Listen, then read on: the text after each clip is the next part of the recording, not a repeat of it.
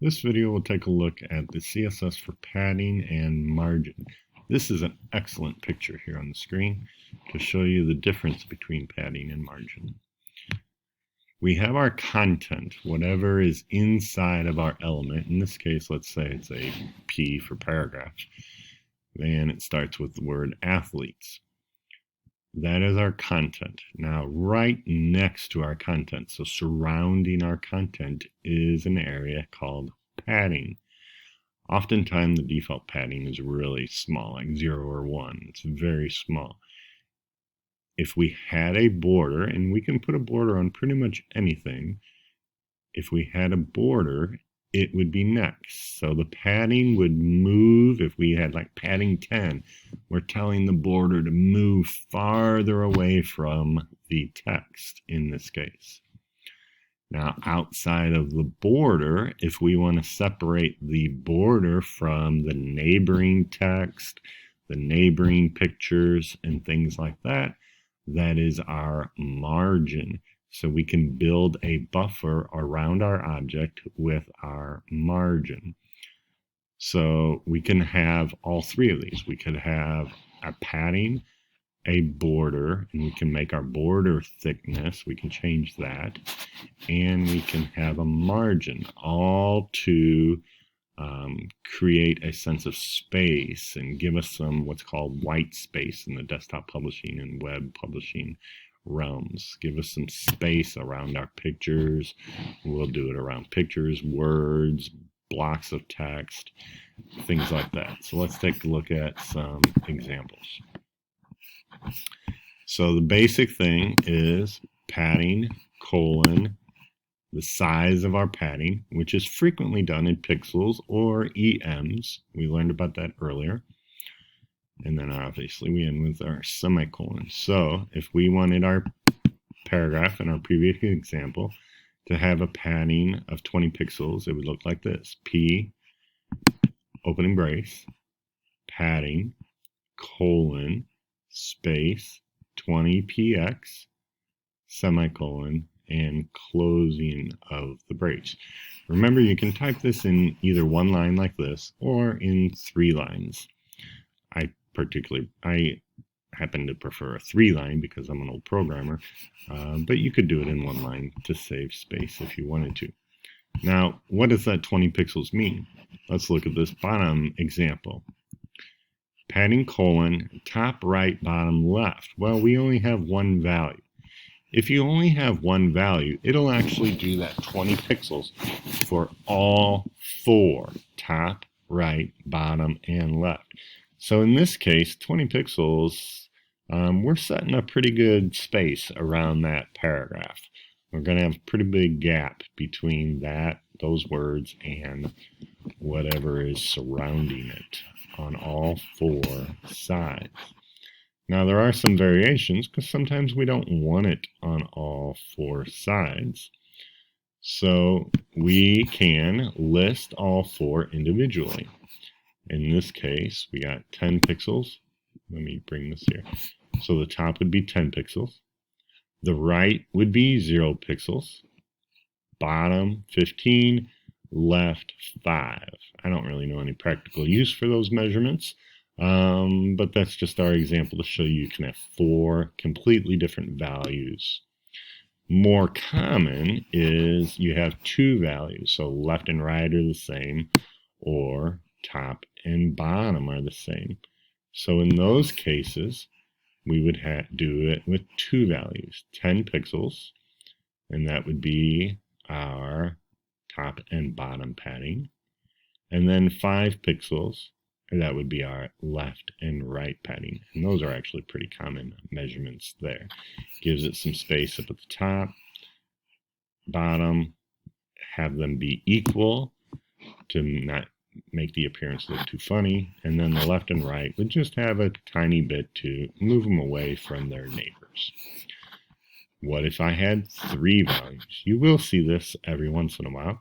So if you have 3 values, in this case, the 10 pixels becomes the top.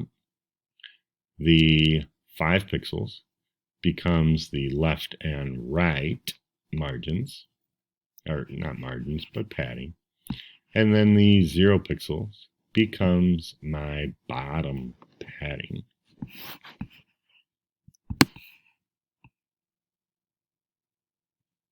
You can also write these things out separately. So I could do a separate item line for all 4: padding top, padding right, padding bottom, padding left. And this is also true for margins. It's also true for many other things that have a top, right, bottom, and a left. You can just differentiate it by putting a hyphen with that keyword and then our colon. So our example here, we have padding hyphen top colon 10 pixels, and that will only set our top padding of 10 pixels. In this case, this paragraph would not have a left or a right padding, and it would not have a bottom padding unless we identify that somewhere else. Let's take a look at this particular example. Here's how it would fit into an actual CSS file. Maybe we had our ULs. We want to move our items or give us a little bit of space on the left. Kind of would be like an indent. So we have padding left colon 5 pixels semicolon. And that would leave us a little bit of room on the left of our list.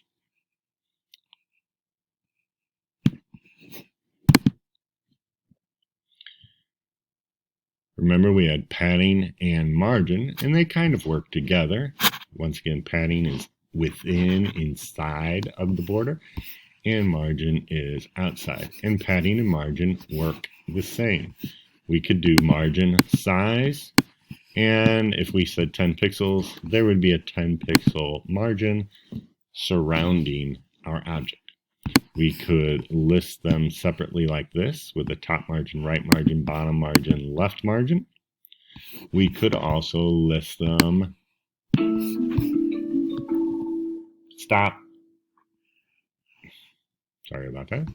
We could also list them separate, margin top, margin right, margin bottom, margin left. And in other examples, it works just like the padding did.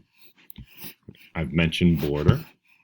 So we could set our border width. That's how thick our actual border is. So if our border had a color, say black, red, green, blue, the border width size would be how thick that border is. A border size of 1 is actually pretty thin. So a lot of times we will change our border width to be just a little bit bigger. Now, in this case, if you look on these screens, we actually have a border here, and that border is pretty thick. This border around our words, it's pretty thick, but that's to help differentiate it from the other things. On a modern website, we actually don't border too much anymore, but it also will work the same as our padding and a margin. If we want a thick border at the top, we could set that and then have different width or thickness of borders on the other side. And it goes in the same pattern as padding and margin did. Top, right, bottom, left. If you're confused by that order, think of a clock. 12 o'clock, 3 o'clock, 6 o'clock, and 9 o'clock. We could also list them separately. And it's a little bit different. If you can see this, it's not border width top. It is actually border top, because that's what's important. We're affecting the border top. And then what are we changing about it? We're changing the width. So it would be border top width, border right width, border bottom width, and border left width. So let's take a look at this example. We have our LIs, so our list items that are inside of a class called new group. So not all the list items on the page, just the ones in the class new group that are direct children of ULs, and they normally are unless they're second and third levels. and the UL is a direct child of a nav element, and it frequently will, especially in the examples you do in your textbook.